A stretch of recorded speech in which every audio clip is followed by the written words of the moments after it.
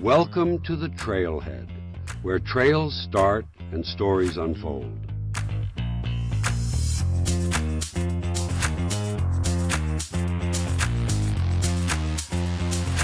One, two, three.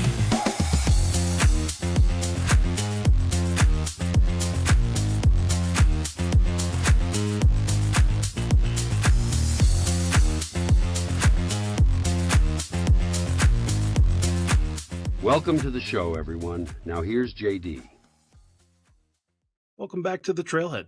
It's JD, and I'm excited to bring you a conversation that's all about embracing the spirit of adventure.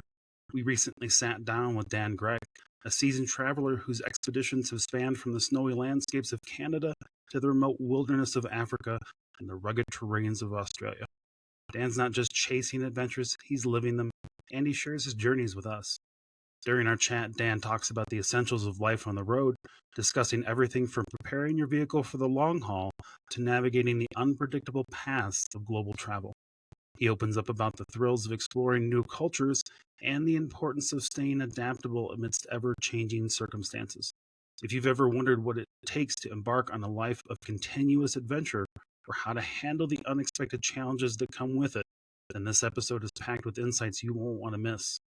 So sit back, get inspired, and learn how to embrace your own adventure in this episode with Dan Grec. It's a journey through stories that are sure to ignite your passion for exploration and maybe even push you to plan your next adventure.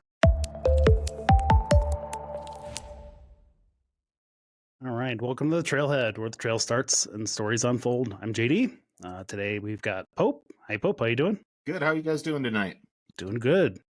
And we've got with us tonight, our esteemed guest, if you will, is Dan Grec with The Road Shows Me. Hey, Dan, how you doing? Hey, guys, doing well. How are you? Awesome. I'm really jones to talk to you. Like when I started doing this last year with these guys, like I had some people in mind that I wanted to interview and I wanted to spend some time with, like getting to know, and like this is one of those moments. So thank you very much for coming on the show.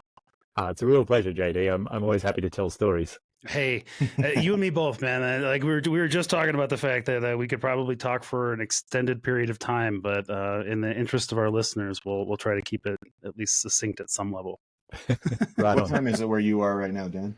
It's just gone 6 p.m. 6 p.m. Oh, wow. Well, you're almost a full California? Rotation. Yeah, I'm in think the same time zone as California. Oh, okay. Yeah. That's really, but you're a day ahead, right? No, I'm in Canada right now. I'm based in Canada these days. That's right. I totally forgot. I got my continents mixed up when I was talking today. You're now in, where the hell is it? I'm in British Columbia, so like on British the west. Columbia. Yeah, in the mountains where it snows a lot, and in a little town, no one comes here. It's great. Did you do any snow wheeling up there, or do you just get locked in, or how does it? I have no idea what the snow situation is up there, because all the video I see of it is of Jeeps just plowing through feet of snow. Yeah, usually I'm into snowboarding more than snow wheeling. That's fair. I feel like that's fair. Is that what brought you to Canada in the first place? It is, yeah. A long time ago, I was like, I want to go live in the mountains and have adventures where it snows, and so I came over here. I mean, that's one way to do it, but that's a hell of a journey. Like you packed up from Australia and then moved to Canada. Yeah. Like what inspired that? Was it just the snowboarding? Was it just the idea of an adventure? Like, did you have any idea that you were going to be doing something like what unfurled, if you will, once you got to Canada? No, I had no idea at all. But I think growing up in Australia, like I lived in a small town and there wasn't much to do. I guess deep down inside, I knew that it wasn't for me and that it wasn't making me happy and it wasn't fulfilling. Mm-hmm. And then so when I finished university, I was totally burnt out. And I went to a job fair and there was all these big companies there, you know, trying to get your time or get you to fill out a job application that was like 50 pages long. And then there was this booth. Right? There was a booth and it said, come snowboarding in the USA. And I was like, that was the only application I filled out for the whole day. Hey, wait, so was it a job? What were you doing? Yeah, I worked the chairlifts in Lake Tahoe for a winter. That was the first time. Well, I'd seen snow before that, but it was the first time I'd ever seen more than like a foot of snow, and like first time ever snowboarding, first time on a chairlift. It was just a whole. Oh wow! So you just so this was just like, I'm not going to get ahead of myself here, but you just jump feet first into everything, or face first into everything. It's just head first, no net. Like, do you do net very often at all? I always think it's funny when people say you had no safety net, because I mean, I could have always just gone home. Like, I wasn't like locked in. I'm like, you're always only a plane flight away from, like, you know, wherever you want to be. Yeah, fair enough. All right, I'll give you that. I think a lot of people have they have the idea of kind of like uprooting like that and then going like that's a one-way trip for a lot of people. And I don't think that's always the case, but I think a lot of people think like it is. Yeah, and I think that puts a lot of pressure on it. It puts a lot of pressure on yourself to be like, you know, I have to make this work, otherwise I'm some sort of failure. Whereas, like, when I set out on some of my adventures, I really only am aiming to go for like a week or a month or something. I'm like, and if I'm not enjoying it, or I don't feel safe, or something goes wrong, I'll give up. I don't care. I'll go do something else that's more enjoyable. Like, it's not the end of the world if it turns out, you know, I don't enjoy driving through Mexico. I'm like, okay, then I won't do it anymore. I think a lot of people are afraid to just kind of test the waters. If the backcountry spot that they go to doesn't have, 55 reviews of people saying, hey, this is a good camping spot, then I don't want to check it out. I'm not interested. It might not be good. You got to be willing to take a bit of that risk. I think you have to be willing for a bit of trial and error, and a bit of like, you know, sometimes it works out and you just find a great campsite that you didn't know about. And sometimes you kind of wind up camping somewhere that's, you know, maybe a bit ordinary and there's a ton of mosquitoes and not much view. And you're like, okay, I got to take the good with the bad. Yeah, fair enough. Did you, what age did you come to, or what age did you go to Lake Tahoe? I was 23 back then, I think. Okay. And you were, I'm sorry, go ahead. So I worked that winter in Tahoe, then I ran out of money. So I went back to Australia and saved up money and just went to work at a boring office job. And then I came to Canada because it was easier to get a work visa for Canada, and I'd always wanted to come. And then I've been here ever since, basically. Just like, what can I do to stay longer, to, you know, extend my work visas? Now I've got permanent residency. Now I want to get citizenship. Just anything I can do to stay here, because the adventures are just huge over here. Have you ever skied in Utah or Colorado? I skied in Colorado for a weekend. I've never skied in Utah. Oh, no, I need to. Yeah, you should bring your snowboard to Utah. You'll be welcome out there. Yeah, no doubt. I hear it's epic. Where did you ski in Colorado? I always forget. The Vail area. Yeah, I think it was Vail or Grec, or like one of the ones that was so big I had no idea where I was at any moment. I was just following a friend, and I was like, if I get lost, I'm never getting home. Some of those ski complexes are massive up there, so I don't really. We were talking about this yesterday. I'm not a huge fan of Vail as a whole. We've gotten stuck there just on the pass and coming through there from the snow. So it's fun. It's fun getting stuck there and getting a hotel room in the middle of the night. Yeah, no doubt. So, when you were in Australia, what was your day job? Oh, I was this hurt Pope a little bit. I was an engineer. I used to sit at a desk and write computer code for 8 hours a day. And I enjoyed it. I like using my brain. I worked with good people, but sitting inside every day just wasn't making me happy. It wasn't the kind of thing that's my life. I sprung out of bed and said, this is incredible. I can't wait. I want to do this again tomorrow. Yeah, it wasn't like that. No, I don't have that feeling anymore for software engineering. I'm kind of in the let's go find a new hobby to do permanently forever. Yeah, I think that's where we all are. Yeah, I think it's hard to sit inside for your whole life and just kind of, you know, watch the world out the window, but not be a part of the world. Right. Yeah, like you don't have control over your outcome. Yeah, you know, your destiny when you're working for another company. You know, I definitely don't have control over my job. They could decide tomorrow they're done with me. That's it. Yeah. So I think that's another big driver behind it. Like that's why I want to have adventure instead. I want to we started wheeling. We started this show. We started doing all that stuff. It's part of the reason why I want to do that is because I'm with you, Dan. I'm a software engineer. I think a lot of those skills are transferable, and you get all of those engineering things that you can take out in the field, and then you're like, oh, look at what I can do with this in a non-boxed environment, right? Like I'm not actually in a big glass box in the middle of downtown Denver. Because it's a little bit much when you're sitting on behind those desks and you're looking at those beautiful mountains full of all kinds of trails and places to explore, and you're stuck there writing code or getting those computers rebooted. So I envy you in a lot of ways for just dropping everything and going to do it. It's pretty cool. I scared myself into it basically. When I came over to Canada, I ended up working as an engineer as well because I ran out of money. And after a couple of years, just going to work every day was like pretty easy. Bank account goes up every 2 weeks. I could have get into that routine. I could have flipped the autopilot switch and like 40 years would have gone by. Yeah. And I basically scared myself realizing like, holy crap, I have to make a change. Otherwise, I'm going to be that guy over there in the corner who's nearly retired, who's been sitting here for 40 years. I'm like, I can't do that. I have to go and at least try. And even if I just go for 6 months, even if I wind up going for a year, at least I will have tried. I'll look back when I'm old and grey and I'll say, I gave it a shot. I went out there and I tried to live my dream and see what it was all about. Yeah. Did you just drop everything? Did you just sell everything and buy that? That was the first Jeep, right? These are all Jeeps. Yeah, strangely enough, when I got to North America, I needed a vehicle, to go snowboarding and stuff. And I asked around and a ton of people just said, buy a Jeep. They're really good in the snow and they have great heaters. I said, okay, I don't know. I'd never had a four-wheel drive. I didn't know anything. Both of those statements are questionable, but okay. Yeah. No, they have great heaters because they're so inefficient. That's true. He's not wrong, though. Yep, I'll give that one to you. Yeah. Okay. And so I bought a Cherokee back then and loved that thing. And then I'd always wanted to have a Wrangler. So I bought a little 2-door Wrangler with a soft top, and I took the doors and the roof off and got caught in the rain and all that kind of stuff. And then, I got to a point where I had dreamed of Alaska, and Mum and I had read like Call of the Wild together when I was a kid and White Fang. And I said, it's right there. It's like a 4-day drive and I could be in Alaska. Why don't I just go? So I sold all my stuff. I had a tent and a sleeping bag and a little camp stove, and that's it. I hit the road.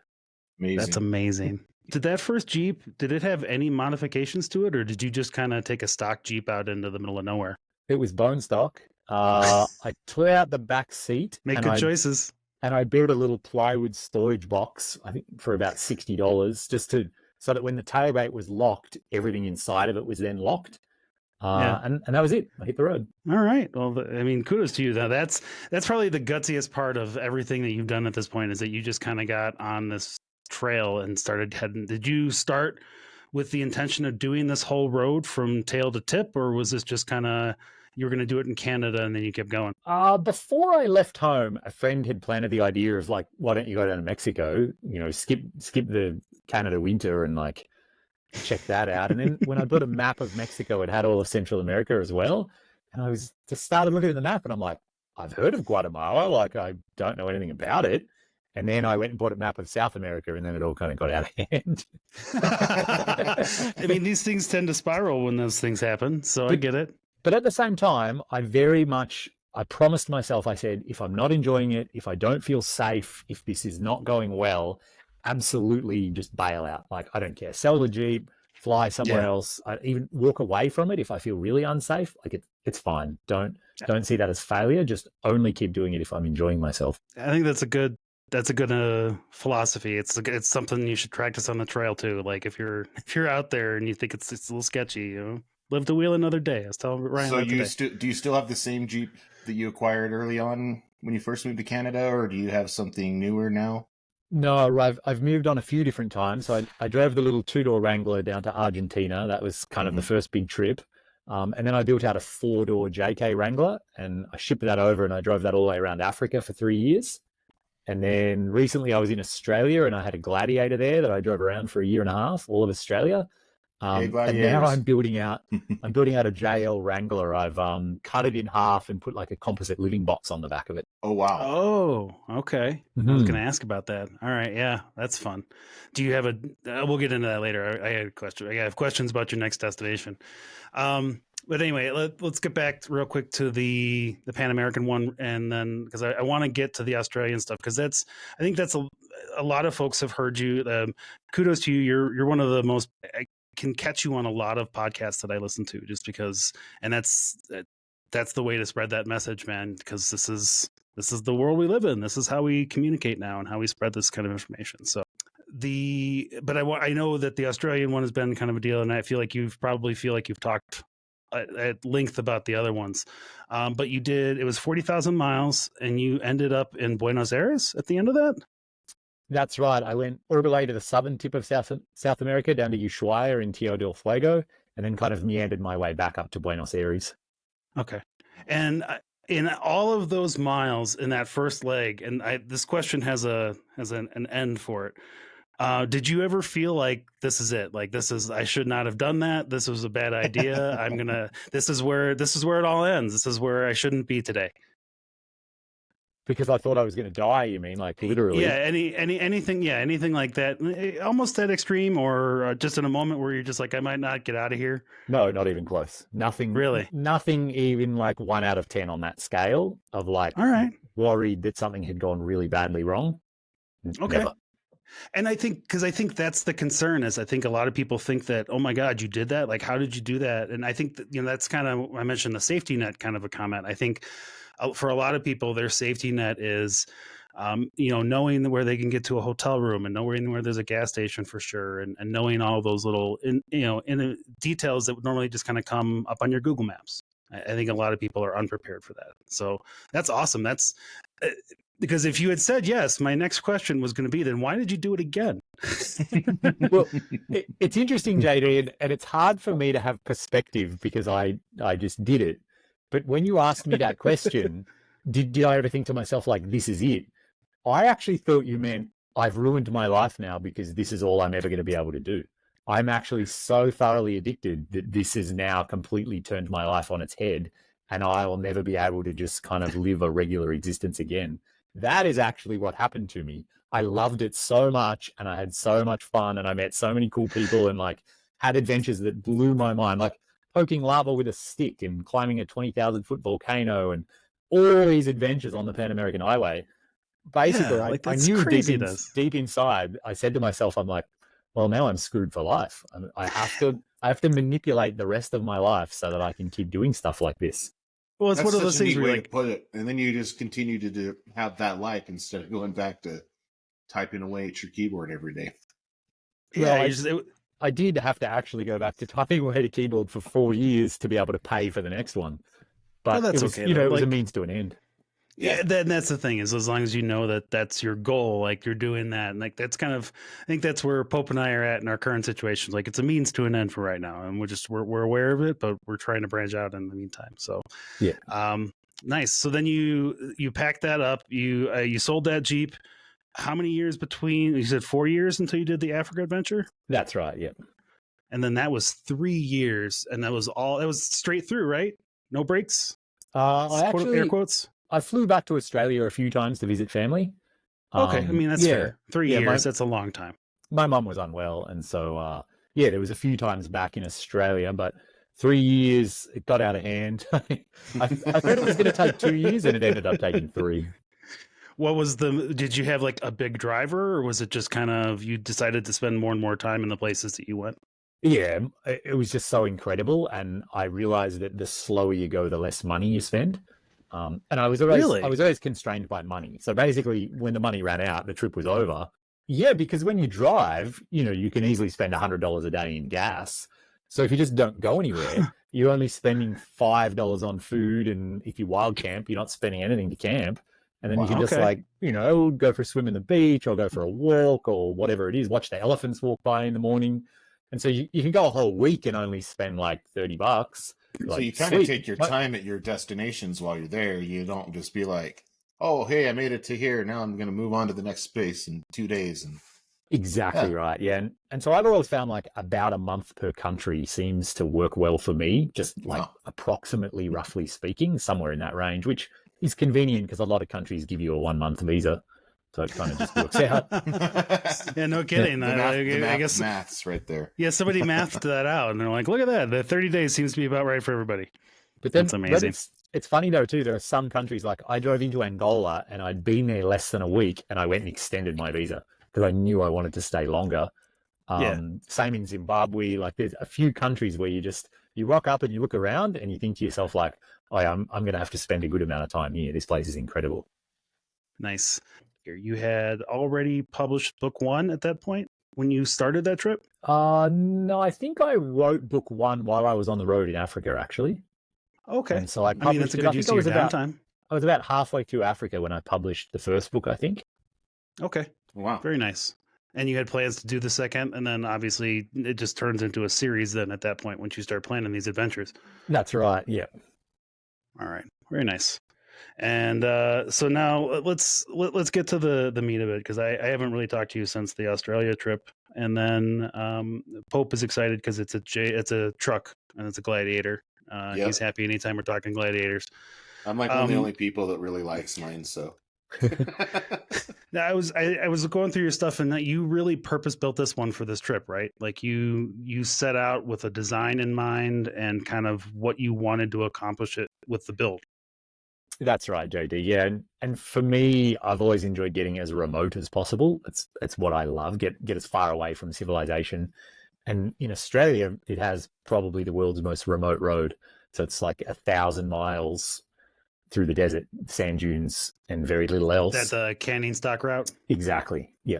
Okay. And so all along, I hoped that I could build the vehicle in a way that it would be capable of doing that. Nice. And that's you. So you were out there, and I hope this is right. It was 10 days, right? 10 days with your dad? That's right. Yep. Very nice.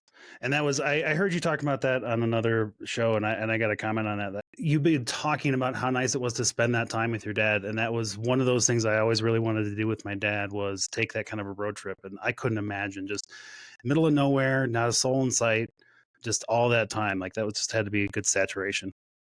Yeah, it was pretty special because JD, we lost my mum a few years ago now.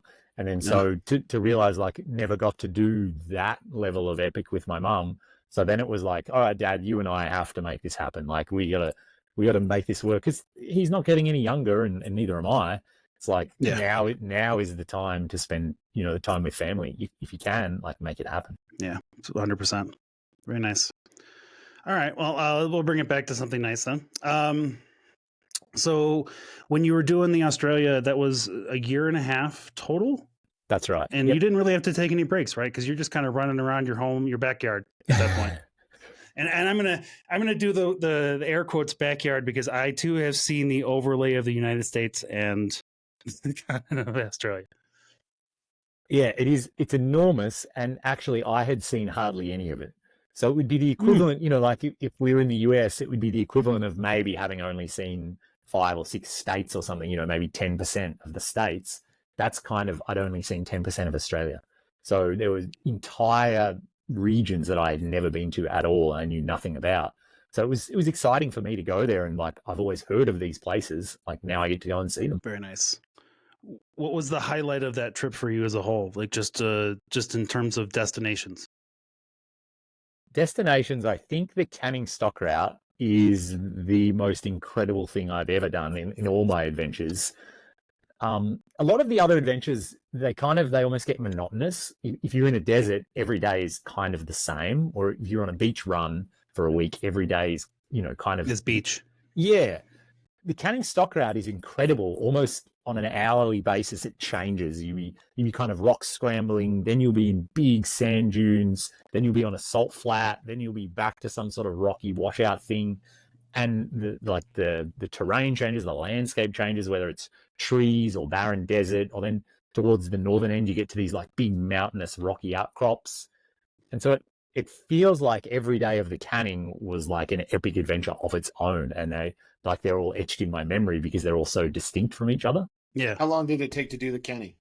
We did it in 10 days, which is stupidly fast. Most people spend about 20 to 30. Oh. I was going to ask, that seems like a lot of mileage to cover in 10 days, even in a rough environment. But you're real quick to level set for listeners here in the US, and I've heard you talk about this before.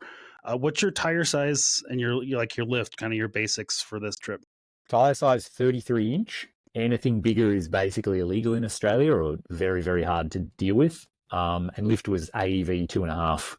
Again, anything bigger than that is too difficult to engineer and get made road legal. All right. And then So would you I mean, you're doing 100 miles a day. Were you going through long stretches that were just kind of Baja deserty kind of terrain, or because I can't imagine you rock crawling or doing any kind of heavy stuff that's really bouncing you around hard for that period of time?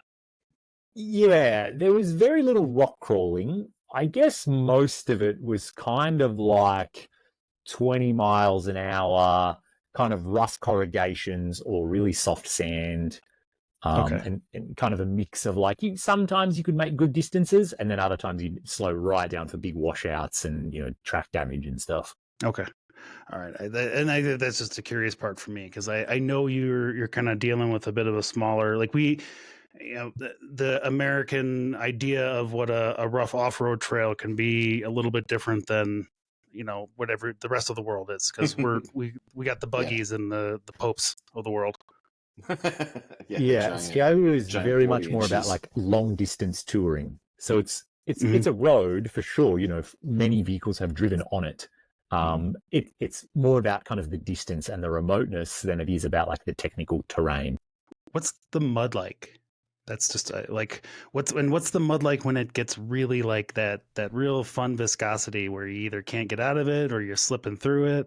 I'm just curious, like if it's like Vegas mud or if it's like Colorado mud, or every place has their own little characteristics. Do you mean the Canning specifically or Australia? In general, in Australia, like, is it like real slick, or is it just kind of variable? Well, the crazy thing is, remember that Australia is so enormous, You know what? I just said it too. North to south, it kind of stretches from like Seattle all the way down to Mexico City in terms of how far from the equator it is. And then it's kind of the same distance east to west. So basically it has everything. It has mountains and snow, and it has like monsoon rains in the north and crocodiles in the water. It has like bright red sand dunes. It has unbelievable beach driving. So depending on the season, it has everything.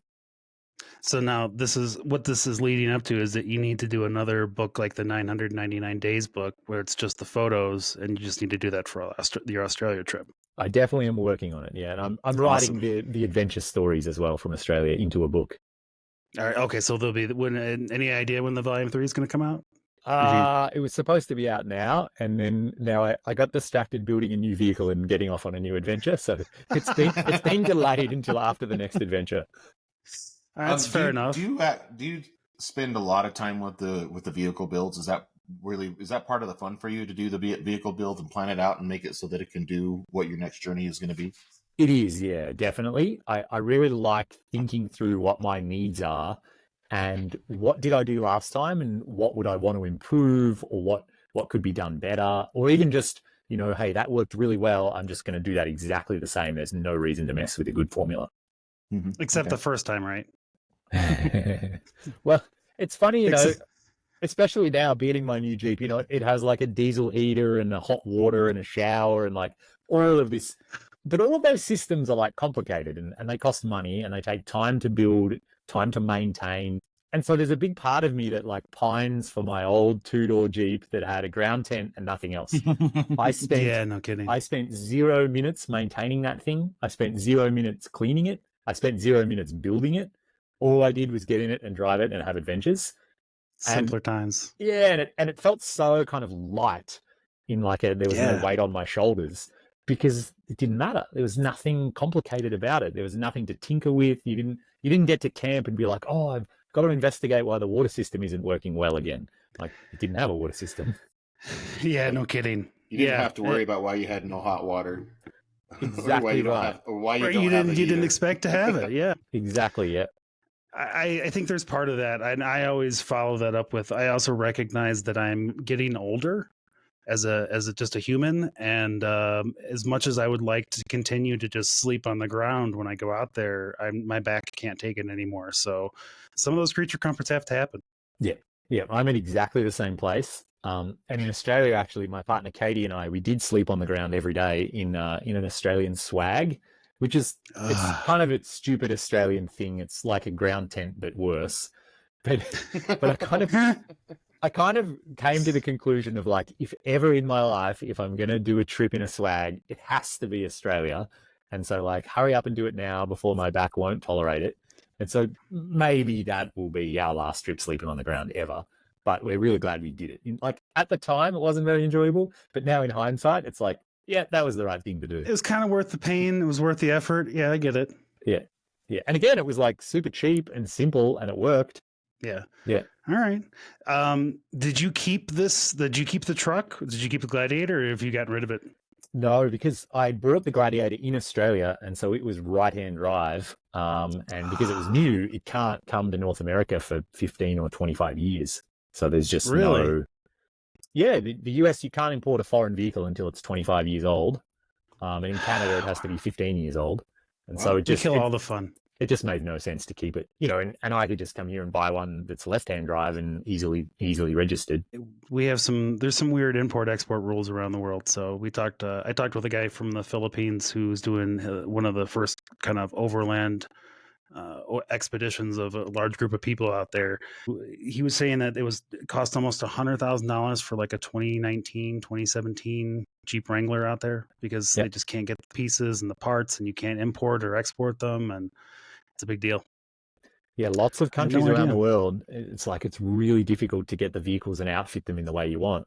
And that's actually why when I did my Africa trip, I built the Jeep here in North America. Tires, suspension, winch, fridge, all of that is a quarter of the price it's going to be elsewhere in the world. Plus, you can actually get it. So built it here, and then even I had to pay to ship it over there. Amazon will ship it to you. Yeah, exactly. Yeah, I still saved money overall, even with shipping it both ways. Wow. Well, so you did ship it both ways. Mm-hmm. Yeah, I still have the Africa Jeep, actually. I can see it out the window in front of me. Oh, so that's awesome. Does Africa or any of the countries in Africa have any restrictions on your vehicle as you're driving it through there? Did you have to keep your tire size a certain size, or is your suspension a certain way, or were you kind of able to just go hog wild and do what you wanted? This is a fascinating thing about driving a vehicle around the world that I think not many people are aware of. So basically, every country in the world, I think there's maybe like 2 exceptions, they signed an agreement back in the 50s or the 60s that says any vehicle that is registered in any country in the world can drive in our country temporarily as a tourist, no problem, no questions. So you can show up at the border of any country in the world with your American plated vehicle, as long as it's registered and insured in its home jurisdiction, whatever state you're from, you can just drive into that country. They'll give you a piece of paper, stamp, signature, and it doesn't matter. It doesn't matter what side the steering wheel's on. It doesn't matter what engine it has. It doesn't matter if it doesn't even have a muffler. You're like, it's registered in its home state. And basically they just shrug their shoulders and say, have fun. Kind of like when I drive my Jeep from Utah into California, they just kind of ignore it because the Utah plates. Exactly right. I don't think they want to deal with you either, Pope. Yeah.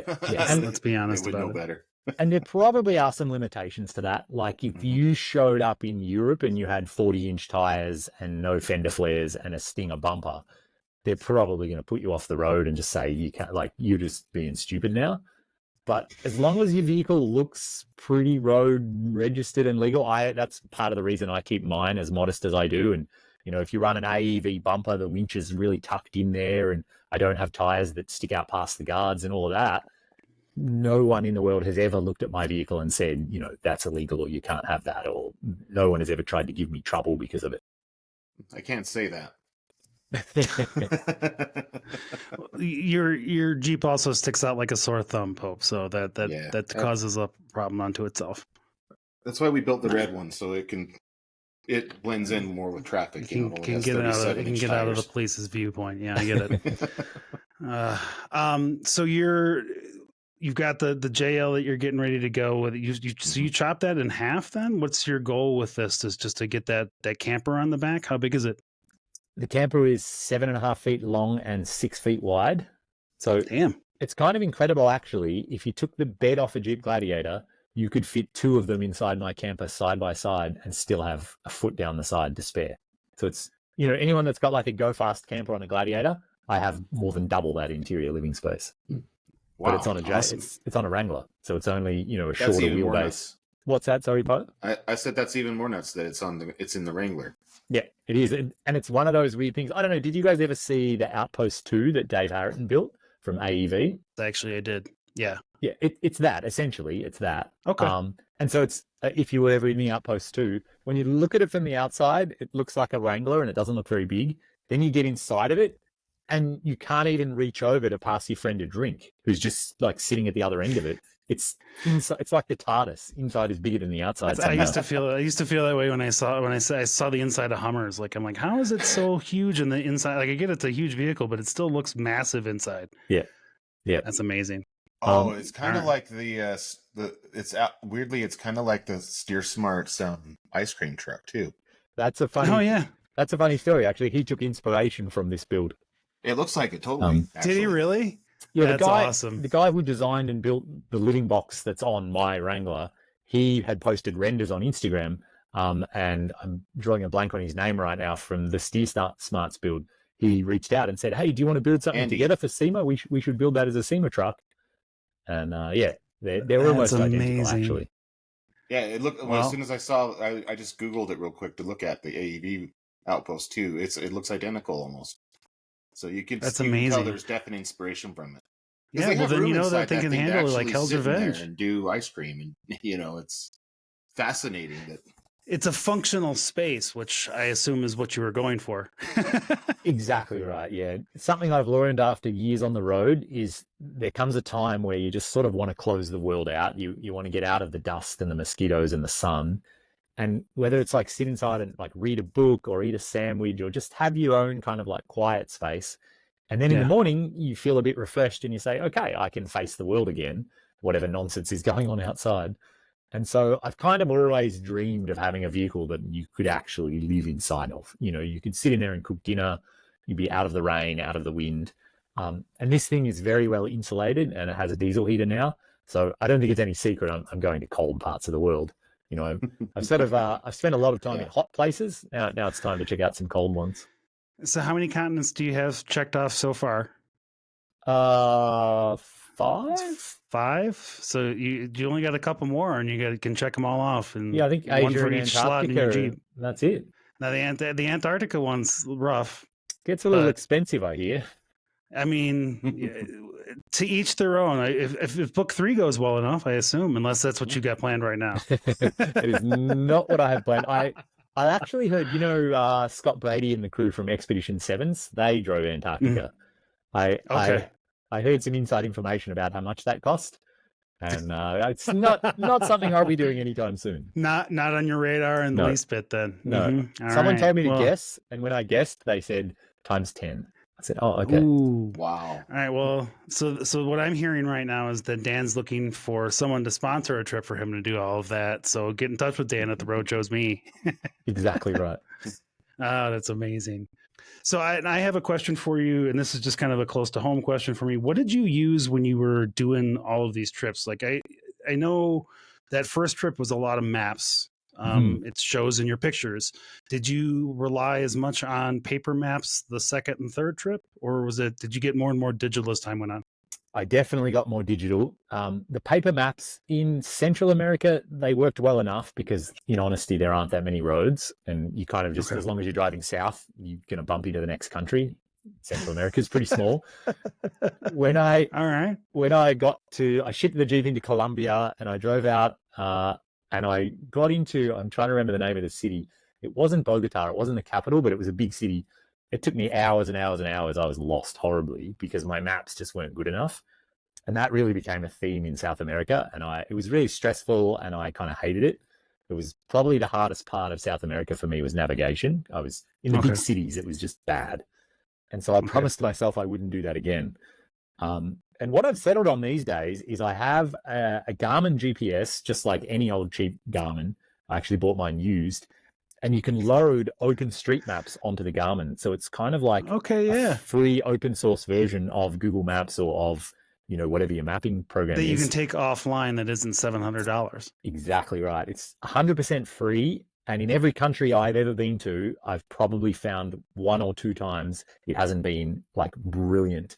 All the way down to having like walking tracks, waterfalls, gas stations, border crossings, immigration, like literally everything you could ever want is in there and it's completely free. I think a lot of people discount what's just like for free on Gaia, like what you can get access to relatively quickly and easily. Yeah, and it's been great because you don't need internet, which obviously I don't have when I'm in whatever country. So, you know, it works. And so now I do use like turn-by-turn navigation on my dash. And I usually try to turn it off when I'm somewhere interesting or like, you know, you're out and there's just one track and you're just in the middle of nowhere. But as soon as you get near a city, you're like, yeah, I'm going to use turn-by-turn. Why do I need to stress about like how to get through this city of a few million people? Yeah, there's absolutely no reason to do that. That's especially in a place you're unfamiliar with and you're barely doing the traffic on your own. Exactly, yeah. And you really, you know, you rely on it so much, you miss a turn and it just doesn't even matter. It fixes it for you. Versus when I was in South America, it took 5 hours for me to get out of Quito in Ecuador. Like asking police for directions and just driving around in circles. Yeah, it was not fun. Yeah, that feels hectic. Like I am not a person that handles the kind of stress very well, so I get it. Yeah, I get a little bit edgy when I'm sitting there trying to find something, and the people who know where they're going, I'm in their way, and they're kind of crowding you. And the traffic there too is just insane. Like I call it make it up driving. Like road rules completely don't matter. Stop signs, traffic lights, they mean nothing. The only thing that matters is just don't hit whatever car's in front of you and keep going. Like, I mean, yeah, sometimes there's something to be said for that. You know, it actually works really well. You never need to check your blind spots. You never need to worry about what anyone else is doing because they can see you. You can't see them. So you just concentrate on what you can see. And if a bus pulls out in front of you with no warning, like, that's okay. You can see it. Just hit the brakes. The people behind you will see you and they'll hit the brakes and everyone will just kind of like flow in around whatever thing just cropped up. But, you know, there's like it's not as high speed as a lot of other places. So that can happen a lot better. Yeah. If you go to India, you'll be fascinated by the way they drive there. That is nuts. Oh yeah. Yeah. I look forward to it. Yeah. I thought Peru was insane. And then Egypt has taken the cake for me so far for just like absolutely like I've seen some video from them and that stuff's crazy. I've never seen anything like that. I need to get to India and places like that. Yeah, for India, I did it for work one time, and we had to get drivers. We could not. We were slow. Did you try to do it on your own, Pope? Yeah, and I almost wrecked every day. But I couldn't tell if it was they were going to smash into me or if I was going to smash into them. It was just like, because there's not really lights. You just kind of like blending in to each other, and you weave through. And then eventually everybody gets through it somehow. It's completely nuts. You're going to have a blast when you're doing that. Nice. Yeah, and I think you just have to not hesitate. As soon as you hesitate, everything gets screwed up and it doesn't work. Right. I can imagine that. I also feel like if not growing up in that kind of environment, I don't know if I could adapt to it. I'd be like Pope. I'd have a driver for the rest of my life if I had to live in another country. Yeah. So how do you prepare for a long journey like these? What goes into the preparation process for doing something like Africa or South America or, you know, cross country Canada even seems like that's quite an extensive planning. It's still a pretty big hike unto itself. Yeah. Yeah. They're all big hikes. How do you prepare for these things? It sounds pretty mundane, but the first thing and my biggest limitation is just saving money. So I basically just have to go to work until I have enough money to even go. And so that takes a long time, years normally. And so during that time, I read other people's travel accounts. I maybe get a Lonely Planet and start reading up on places. I watch YouTube videos. I guess I didn't used to, like before YouTube, but it's a resource now. Yeah, it is what it is. And I like listen to other people's stories and get information, and I kind of just daydream quite a bit and just think about it. Like, what do I want to see?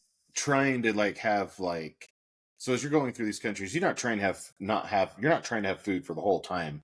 You're planning on, I'm going to have to buy things every day. I'm going to have to spend a little bit of money on food here and there as we're going. So you're not carrying with you like a month's worth of food at a time or anything silly like that.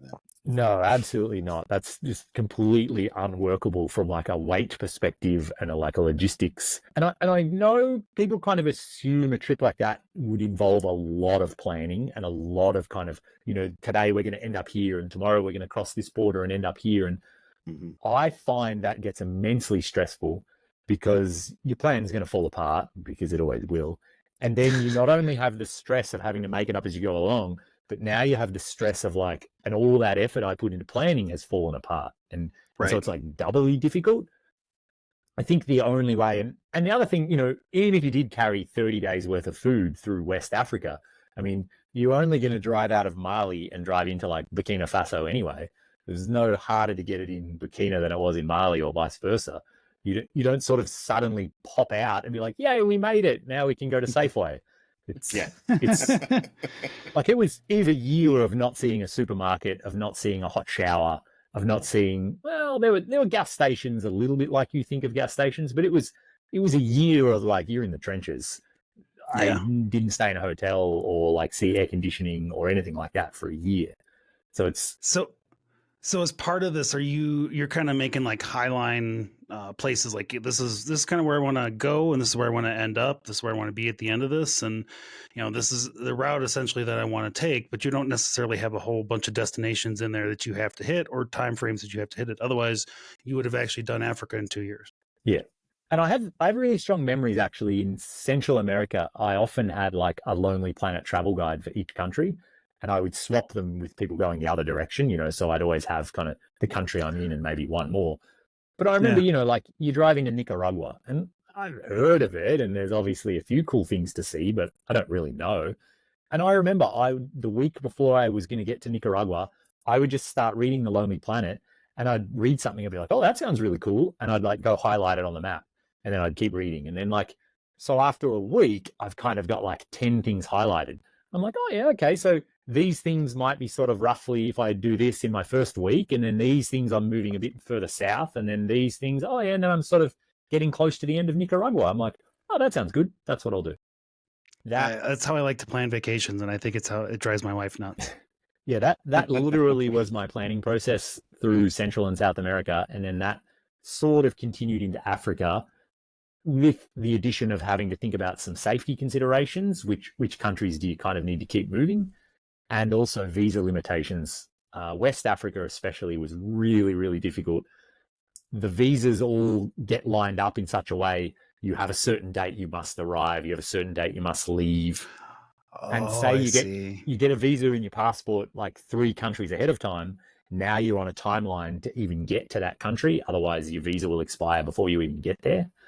Right. I described it a little bit of like being strapped into a roller coaster, where it's like you're strapped in now, you just have to go. You're going to have to go, and you have to keep going until you get there and hope you make it on time. Yeah. Yeah. And so it definitely, like, West Africa was like, it was hectic and crazy and incredible and like the most insane, amazing adventure I've ever done in my life. It was really cool. That's awesome. Yeah. So out of all of these adventures that you've done so far, looking back at it, is there an unexpected skill that you've managed to pick up during all of this that you didn't think that you would know how to do at this point in your life? My brother sometimes says that my superpower is just being able to like be chill no matter what happens, and just like just be on an even keel. So, you show up at a brewer and the guy's like, oh, the desk is away on lunch. He might be back in an hour or 3. And I'm just like, okay. It makes that makes no difference to my happiness level. Like, I guess I cultivate this attitude of like, there's no external input that can like ruin my day. I'm just going to like be happy no matter what happens, because stuff's going to happen. Like the road's going to be washed out. The border's going to be closed. I'm going to get malaria. Like all this stuff's going to happen. There's no reason getting upset about it or, getting frustrated or angry or. Exactly. Yep. Yeah. And I drove into Angola, and it's one of those borders in the world where kind of like the very undeveloped world meets the more developed world. So it was chaos, like Mad Max levels of chaos. And there's all these checkpoints and all these rigmarole, and my passport actually got swiped in a computer for the first time in like 17 countries. And then there's the final big steel gates of like, you would be free to go into Angola. I have to get an import permit for the vehicle. And they're like, oh yeah, you have to go to the bank to pay. It's $10. Oh, but the bank closed 5 minutes ago. You can't. And, it was a huge day, and it was stressful, and it was really hot. And there's nothing else. Getting upset's not going to help. Getting angry is not going to help. So you literally just say, oh, okay, can I just camp here? And they're like, sure. And so you end up camping like in the back of the police compound, and like the policemen invite you out to play basketball, and like you have dinner with them, and you're like, I'm just part of this now. I didn't get to choose this. It basically happened to me, and I just have to roll with it. And like, so I camped at the border of Angola, like stuck between the Congo and Angola, wasn't legally allowed to leave. Like, oh well. And then so you're like Tom Hanks in an airport in the middle of just on hold until somebody shows up with a piece of paper. That's what I was just thinking. It's kind of reminded me of that, the airport.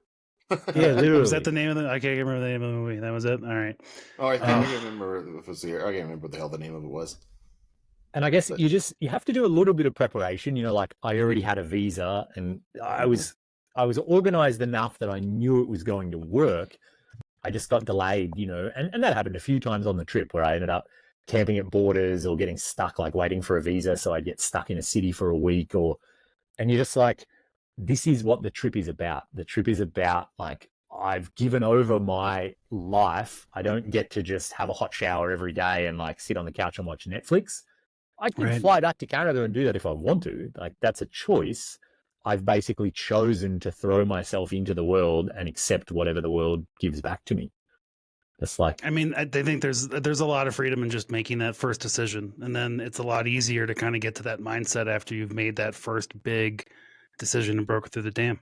Yeah, I agree so much, JD. It's almost like liberating to just be like, well, all of this stuff's out of my control anyway, so I don't have to stress about anything. Right. Try not to get your blood pressure up about it, and just hope, you know. I think that's the other thing with my age is I've realized that more often than not, stuff works out. Yeah, it's really not worth getting hot about it and getting upset about it. It's really stuff works out, and you just gotta give it patience sometimes. It's a common saying in Africa, like TIA, this is Africa, and there's like a million ways you can interpret that. Of like, yeah, everything's broken and like you're gonna get delayed, you know, TIA, and it's almost like I'm a pessimist. But actually, you meet tons of people who say it like in a really optimistic tone. Everything's going wrong. Everything's crumbling around you.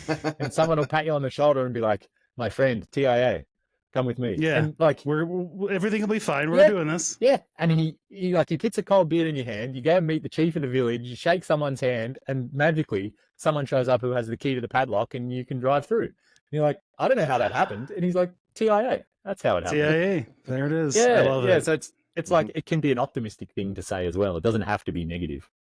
That's fantastic. I like it. I like it a lot. So you're right. Things often work out.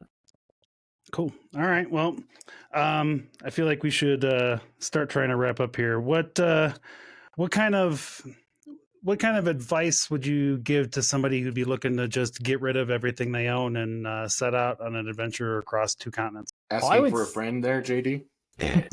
No, not at all. I wouldn't talk to him about. Yes, I am. I mean, make sure it's something you enjoy first. You know, go on weekend trips, go on week-long trips. And if you love that kind of adventurous mindset, then yeah, like make a plan and start working towards it. Pick a date, see if you can make it happen. And chances are you'll miss your date and, you know, things will go a bit awry, but it doesn't matter as long as you're working towards it. Find a way to make it happen and see what you think. Because we do only get one life. And just like, go for it. Worst case scenario, in 6 months, you'll be right back where you started and you'll say, oh, that's not for me. I didn't like that, or it didn't work out for me. But you'll always know that you tried. You'll always know that you know, I wished I did it, and I did. And at the very least, you have, hey, I didn't like that. I'm not going to do that again. And you know that. You've learned something else about yourself in the process. Exactly right. Yep. Awesome. All right. Well, now across I'm going to go ahead and say 3 volumes because there's a 3rd book coming. Across all of these different places that you've been and all of these miles that you go, do you have like a favorite dish that you think of to this day that you had once or multiple times as you traveled through an area, like just food wise? Street tacos in Mexico. I dream about them. The good and the bad. Mm-hmm. Oh, got both ends of that. Oh, no pun intended. Oh, you do. Yes, correct. You read that correctly. And then in Nigeria, they have this thing called jollof rice.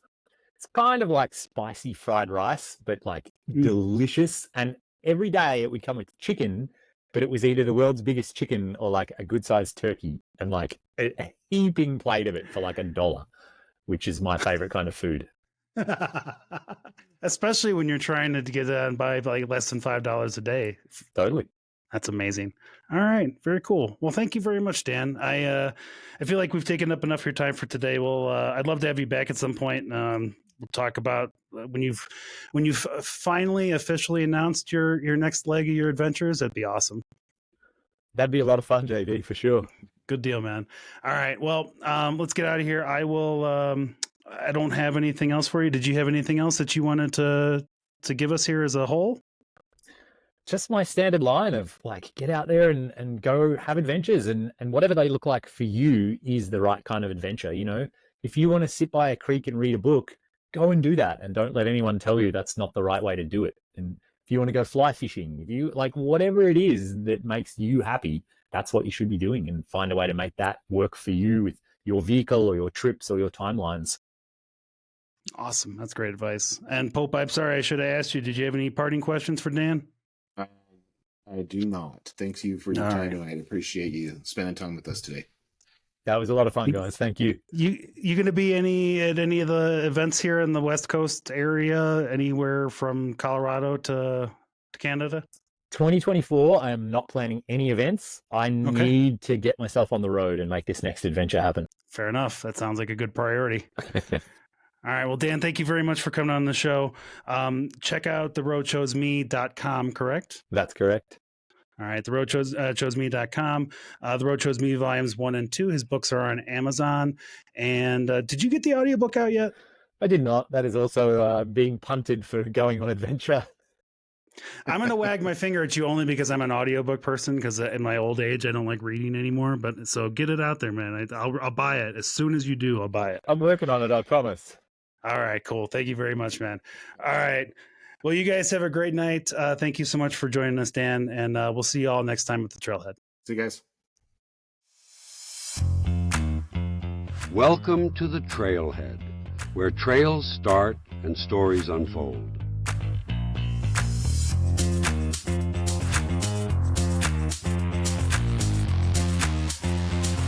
One, two, three.